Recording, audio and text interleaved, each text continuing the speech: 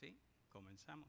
Entonces, prepárense para creer la maravillosa palabra del Dios de vida. Y por favor les pido que abran sus mentes y sus corazones y que reciban con total mansedumbre la palabra de vida y puedan ver el amor, la misericordia y el sublime corazón de nuestro Padre Celestial. Y nuestra enseñanza de hoy es Dios, el rey David y Mefiboset. Yo sé que ustedes han escuchado muchas historias acerca de la vida del rey David. Fue uno de los mejores reyes que tuvo el pueblo de Israel y Judá. Pero adicionalmente en su vida sucedieron muchas cosas que a veces pareciera que Dios las puso ahí como un extra, pero Dios cuando hizo su palabra, Él la engrandeció por sobre todas las cosas y nada de lo que está escrito en la Biblia es un extra, está ahí para nuestra enseñanza y para nuestro aprendizaje. Entonces, dicho esto, ¿están todos listos para escuchar la maravillosa palabra de Dios? No los escucho. Así mismo es. Los quiero animados, los quiero con una mente despierta. Entonces, hace siglos atrás, la monarquía era la forma de gobierno más conocida y era la que predominaba en la totalidad del mundo. De manera que el rey era el soberano y su palabra era ley, siendo el rey quien disponía de quien vivía o de quien moría, porque todo le pertenecía en su reino. El rey David fue el ungido, y no por hombre, sino por el único Dios altísimo, y que puso toda su fe, toda su confianza y toda su creencia en el único Dios fiel, en el único Dios eterno y en el único Dios, perdón, lo dije al revés, el único Dios verdadero y el único Dios eterno. Entonces, ¿cómo nosotros sabemos que David fue alguien que puso toda su fe, puso toda su confianza y puso toda su creencia en Dios? Por cuanto David, siendo un adolescente, se enfrentó al gigante filisteo solo confiando en Jehová de los ejércitos, pero que también alabó y glorificó al único Dios vivo, cumpliendo sus estatutos y decretos para tener un corazón recto delante del único Dios altísimo, pero que también aprendió de la misericordia y el amor de nuestro amado Padre Celestial. El rey David fue uno de los reyes que expresó uno de los actos de amor y misericordia más hermosos que se pueden encontrar en la palabra revelada de Dios. Porque durante años el rey Saúl lo había perseguido con tal obsesión y tal persistencia que se le olvidó que tenía una familia, es decir, que tenía descendencia. Y en esa persecución ocurrieron muchos actos de misericordia por parte de David hacia el rey Saúl. Pero el rey Saúl, al no estar con Dios, con el Dios verdadero, persistió y solo su hijo Jonatán veía a David como un hermano, al cual amaba como si fuera su propia sangre, pero que también era un gran amigo. Después de la muerte del rey Saúl y de su hijo Jonatán, David fue coronado rey después de una serie de acontecimientos dados en Israel. Esta historia yo he hecho un resumen, esto es algo que tiene más detalle, un poco más largo. Yo les invito a que vayan al libro de Samuel, primera y segunda de Samuel. Ahí habla sobre prácticamente toda la vida del rey David, inclusive de su comienzo cuando se enfrenta a Goliat. Y esto se lo estoy dando de manera resumida. Si ustedes quieren ver en detalle qué sucedió, cómo el rey David llega a ser coronado después de la muerte de Saúl, porque tiene muchos detalles y sucedieron muchas cosas, les invito a que lean la Biblia. Entonces, en aquellos días era una práctica en común eliminar todo descendiente del linaje anterior para evitar que alguien se levantara contra el nuevo trono. Y si por favor me acompañan Ahora vamos directo a la palabra de Dios, a segunda de Samuel 9:1.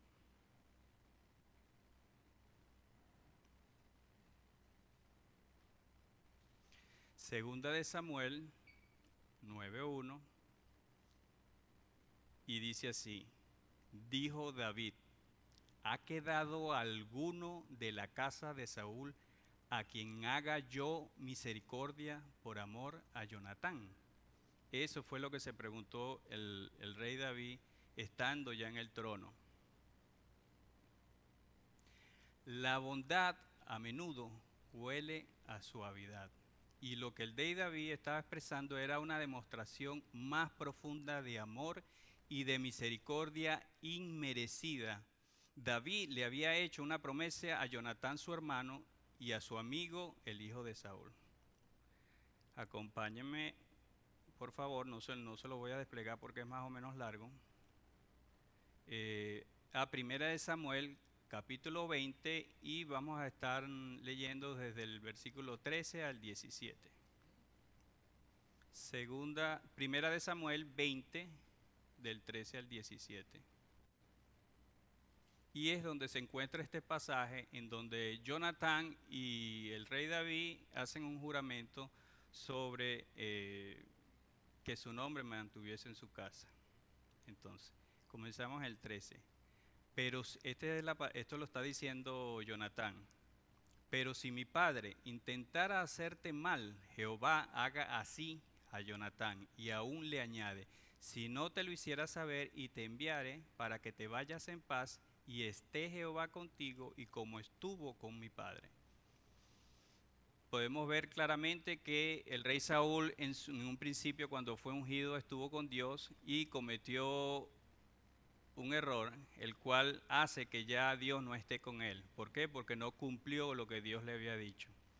Entonces, seguimos en el 14. Y si yo viviere, harás conmigo misericordia de Jehová para que no muera. Y no apartarás tu misericordia de mi casa para siempre.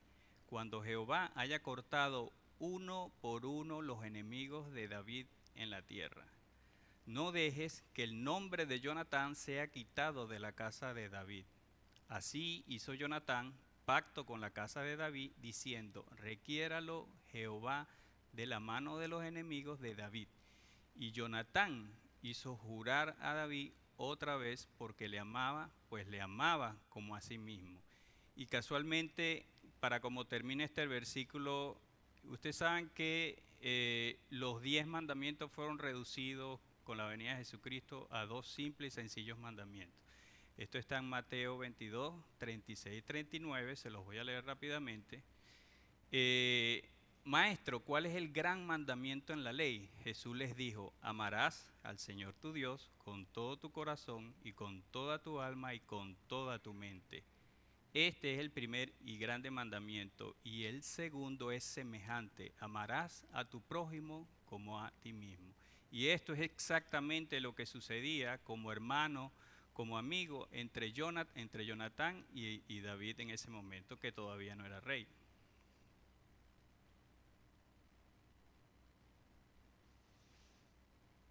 David fue coronado rey y tenía la intención de cumplir esa promesa, y es cuando entra en escena Mefiboset, hijo de Jonatán.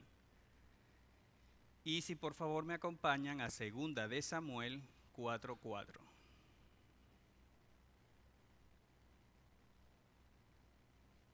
Segunda de Samuel 4:4.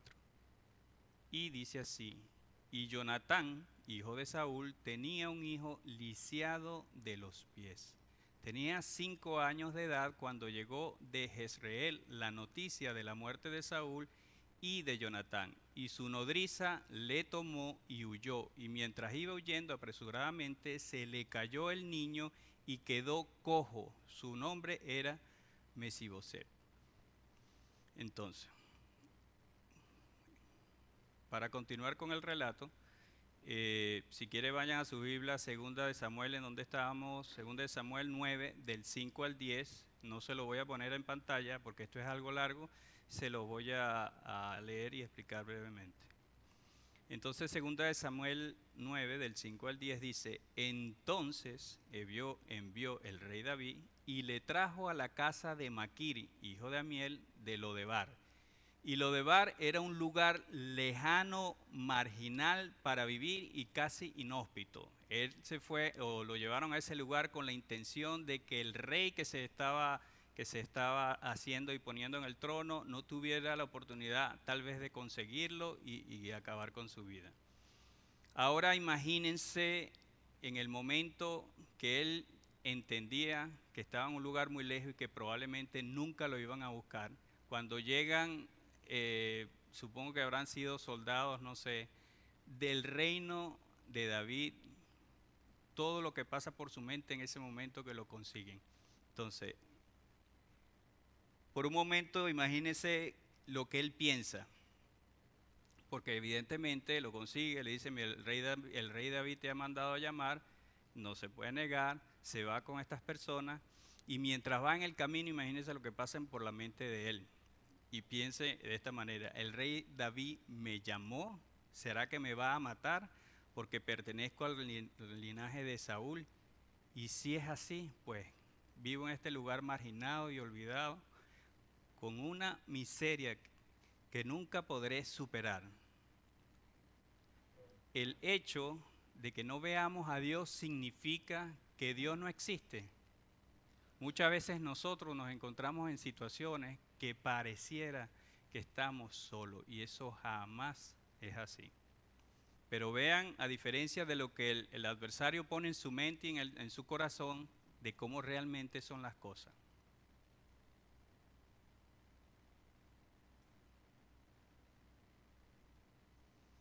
Seguimos en 2 de Samuel, capítulo 9, del 5 al 10, y ahora vamos al 6. Y vino Mesibosep, hijo de Jonatán, hijo de Saúl, a David, y se postró sobre su rostro e hizo reverencia, y dijo David: Mefibosep. Y él respondió: he aquí tu siervo. Y le dijo David: no tengas temor, porque yo a la verdad haré contigo misericordia por amor de Jonatán, tu padre, y te devolveré todas las tierras de Saúl tu padre, y tú comerás siempre a mi mesa. Fíjense toda el amor y la misericordia que está teniendo el rey David con Mesibosé, pero él él no se lo cree. Él esperaba simplemente lo peor. Y vean ahora cómo él le responde al rey David, a pesar de que está escuchando de la propia boca del rey lo que le dice.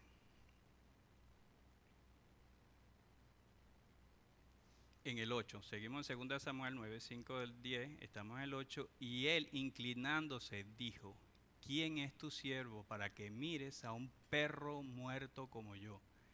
Él se veía como lo más inmundo y miserable. Además, que esto él no se lo creía, y que esperando no solo lo peor y que una espada le cortara el cuello, resulta ser que el rey le dijera estas palabras en el cual lo perdonaba y le daba las cosas por las que nunca pudiera pagar o ganárselas, e hiciera de él una persona especial, que siempre comería en la mesa del rey, que sería en su mismísimo palacio y en la mesa con el rey soberano y dueño de todo. Vean la gran diferencia de lo que él pensaba con respecto al mismo, y estos son los pensamientos que nos pone el adversario. Y ahora fíjense cómo David, al igual que lo hace nuestro Padre Celestial, cómo responde.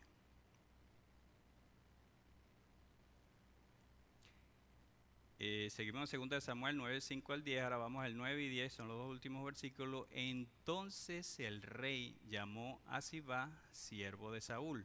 Este personaje era un siervo de Saúl, por eso les digo y les invito, lean 1 y 2 de Samuel, ahí está toda la vida del rey David, y van a entender más específicamente cómo sucedió todo y todos los personajes que estuvieron en su vida. Entonces el rey llamó a Sibá, siervo de Saúl, y le dijo: todo lo que fue de Saúl y de toda su casa, yo lo he dado al hijo de tu señor. Tú pues le labrarás la tierra, tú con tus hijos y tu siervo, y almacenarás los frutos, para que el hijo de tu señor tenga pan para comer, pero Mefiboseth, el hijo de tu señor, comerá siempre en mi mesa.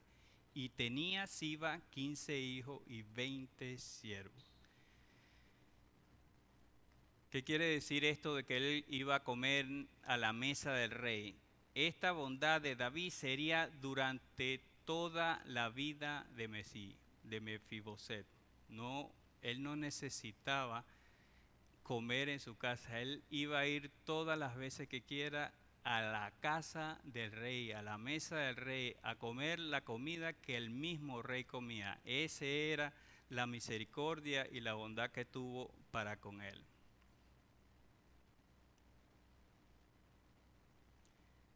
Ahora, ¿por qué nuestro Padre Celestial puso este relato en esta historia que yo se la resumí bastante? Es una historia más larga, pero que se la resumí bastante. ¿Por qué creen ustedes que Dios pondría esto que hizo el rey David con Mefiboset? Bueno, nosotros éramos como Mefiboset, pues estábamos muertos en delitos y pecados y no hecho por nosotros, porque el pecado original no fue hecho por nosotros mismos, sino por otro. Pero eso era nuestra herencia, la quisiéramos o no. Y Dios Todopoderoso, con su infinito amor y su infinita misericordia, nos rescató y nos hizo, sus hijos amados. Y nos perdonó y nos limpió de la inmundicia y la miseria que hay en este mundo. Nos dio una vida verdadera, que no teníamos, además que no teníamos la manera ni de pagar por ella ni de ganárnoslas. Él simplemente por su gracia y su misericordia nos rescató. Nosotros no nos los merecíamos, ni tampoco teníamos cómo pagarlo, como ya lo dijo, pero igual que con Mefiboset fuimos enaltecidos por el mismísimo Rey de Reyes y Señor de Señores. Gracias a la obra completa de nuestro Señor Jesucristo, el cual solo hizo la voluntad del Padre, y el que no conoció pecado, por amor al Padre y por amor a nosotros se hizo pecado por nosotros. Y ahora Cristo Jesús está sentado a la diestra de Dios Altísimo, intercediendo por nosotros. Y este es el grandioso y sublime y hermoso corazón de nuestro Padre Celestial para todo aquello que le buscamos con humildad de corazón y que confesamos a Cristo como nuestro Señor y Salvador en nuestras vidas y en nuestros corazones. Dios los bendiga.